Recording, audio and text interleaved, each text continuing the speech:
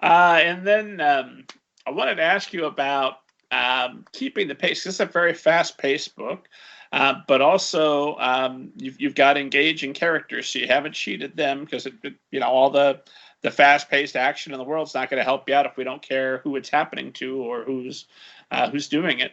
So how did you go about keeping your pace tight, and what tips do you have for writers who want to write fast-paced action stories? Oh, that's a good question. It's funny because when I wrote this book, it was probably before I started plotting more heavily. I'm a heavier plotter now, but I remember starting this novel with only one real guide in mind, and that was something that another author said, and I wish I knew who it was so I could attribute it to them, but they were like, you need to build up your characters and get them excited and feeling positive, and then you have to knock them off at the knees. And that's what the novel's about. You just spend time building them up and then dashing their hopes completely. And so that was in the forefront of my mind as I was writing that. As every time I built them up and had them think that something was going to happen, I was going to try to devastate them and make it seem like it was not going to happen. And I think as long as readers care about your characters, they'll care about what the characters care about. Does that make sense? And then everything else, I think, comes easier. So then I think that they're invested in the stakes because they care that Kazu is invested in the stakes. And so I think that that's probably most important, is to make sure that your character is likable and the things that they care about can be shared with the reader because they just care about your characters. So, but I also think that like lags in text that can be caught by critique partners too, who can say, I don't think that this is important. I don't even know why you have this scene. Because I do remember cutting quite a few scenes after they got to my editor because she was like, I don't know what this does. And then I'd be like, oh, I don't know what it does either. And so being able to cut out that stuff that may be, bogging down your story unnecessarily. And do you use a tight critique group? I do. At the time that I wrote Kazu, I had critique partners where I would swap stuff. But I finally found a critique group, and it feels like the heavens have opened, and it's like, because it's hard to find a group that you match with, right? Like it's hard to find. I've been in different critique groups, and it's hard because like there was one group where like people would come and go and it wasn't the same people, and sometimes I'd go and I'd read to people who were writing like these epic fantasies and didn't understand how middle grade worked. And so it's like, it's like finding a partner. It can be really hard to find a good match. And so I finally feel like I found this great critique group that we all write children's lit, and I feel like we're all kind of at the same place. And so, yeah, it's been really great to be able to have that routine feedback. We meet every couple weeks. And so, yeah, that's been really nice. But I still have critique partners, too, who will swap full manuscripts when I need it.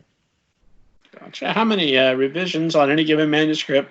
I know you mentioned you got into the 20s. With Kazu, is that about standard? Do you have a number that you don't feel comfortable until you've reached, or?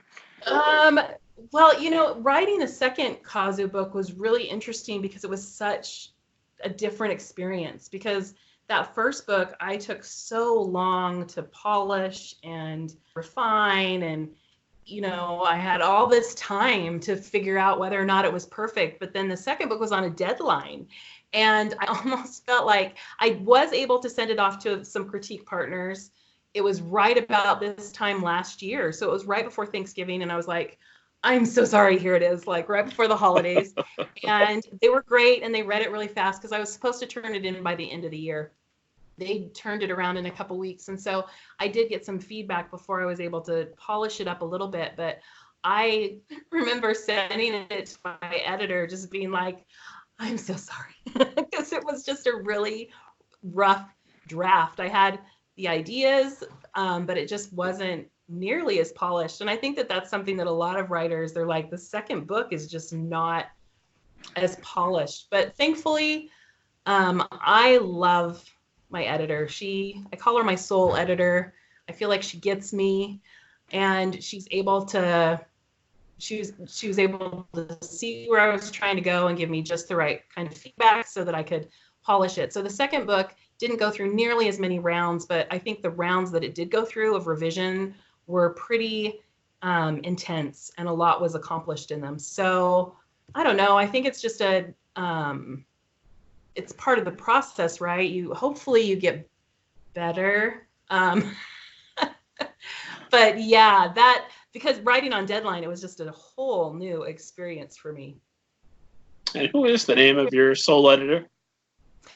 Hannah Allman with Disney. She's amazing. I just can't say enough good things about her. And Hannah Allman, if you're listening, I and a esteemed audience would love to chat with you and hear your thoughts on editing if that was ever something you'd be interested in.